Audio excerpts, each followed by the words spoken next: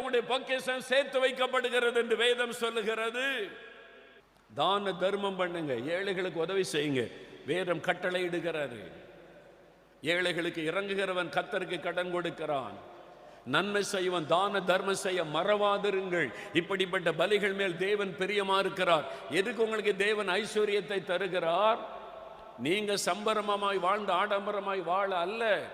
ஒன்று தேவனுடைய ஊழியத்துக்கு உதவி செய்ய, இரண்டாவது ஏழைகளுக்கு உதவி செய்ய. இந்த ரெண்டுல கவனம் செலுத்தாதவர்கள் உங்களுடைய ஐஸ்வர்யத்தினால் உங்களுக்கு ஆசீர்வாதம் வராது. அறிந்து கொள்ளுங்க. இந்த ரெண்டையும் வேதம் பேசுகிறாரு. இந்த ரெண்டுலையும் நீங்க கவனம் செலுத்த வேண்டும் என்று ஆண்டவர் விரும்புகிறார்.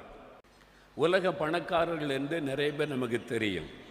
1937 அந்த காலத்தில் வேர்ல்டு ரிச்சஸ்ட் பர்சன், உலகத்திலே பெரிய பணக்காரர் யார் தெரியுமா?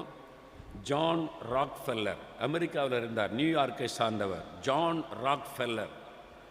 இப்போ இருக்கிற பில் கேட்ஸை விட, வால்மார்ட்டை விட அவருடைய சொத்து அதிகமா? அப்போவே அதிகம். 418 பில்லியன் சொல்றாங்க. அந்த ஹிஸ்டரி சொல்லுது 418 பில்லியன். இப்போ இருக்கிற உலக பணக்கார பில் கேட்ஸ், வால்மார்ட் கூட அவர்கிட்ட நிற்க முடியாது. அவ்வளோ பெரிய பணக்காரனா இருந்தார். அவர் யார் தெரியுமா? இயேசுவை ஏற்றுக்கொண்ட ஒரு விசுவாசி, ஜெபம் பண்ணுகிற ஒரு தேவ மனிதர் ராக்ஃபெல்லர். அவருடைய ஹிஸ்டரியை வாசித்து பாருங்க.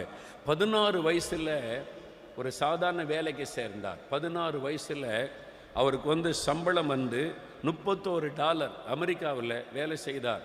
ஒரு புக் கீப்பராக வேலை செய்திருக்கிறார் நிறுவனத்தில். $31. 18 வயசுல சம்பளம் வாங்கி இருக்கிறாரு.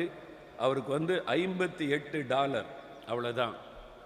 அந்த காலத்தில் ஒரு எழுப்புதல் வந்தது. 1900 ஆண்டு ஆரம்பத்தில் வேல்சி தேச எழுப்புதல், அப்புறம் ஐரோப்பா முழுவதும் எழுப்புதல், அமெரிக்காவில் எழுப்புதல் வந்தது. 1900 அந்த ஆரம்பத்தில் 1906 வருஷம் அசூசா ஸ்டேட் எழுப்புதல். அந்த எழுப்புதல் பரவுன அந்த காலம். அது செகண்ட் கிரேட் அவேக்கனிங் என்று சொல்றாங்க, அந்த எழுப்புதல் காலம். இப்போ நம்ம எழுப்புதல் காலத்தில் வந்துட்டோம். இனி சீக்கிரத்தில் எழுப்புதல் வரப்போகுது. என்ன நடக்கும் தெரியுமா? கர்த்தருடைய பிள்ளைகள் தான் பெரிய பிசினஸ்ல டாப்ல வரப்போகிறார்கள்.